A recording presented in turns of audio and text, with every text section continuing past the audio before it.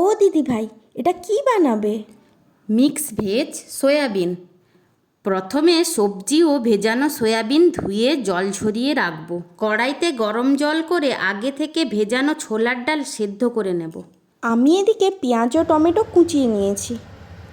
তাহলে কড়াইতে তেল দিয়ে ফোড়নে শুকনো লঙ্কা, জিরে, পাঁচফোড়ন ও আগে থেকে ধুয়ে রাখা সবজি দিয়ে মিশিয়ে নেব।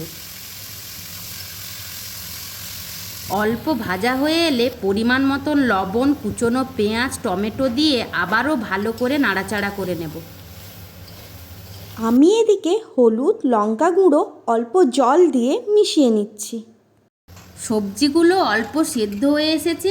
ওর মধ্যে মেশানো মশলা, আদা পেস্ট, চিনি দিয়ে কষিয়ে সেদ্ধ করে রাখা ছোলার ডাল ও পরিমাণ মতন জল দিয়ে ফুটতে দেব। এবার ফুট এসে গেছে।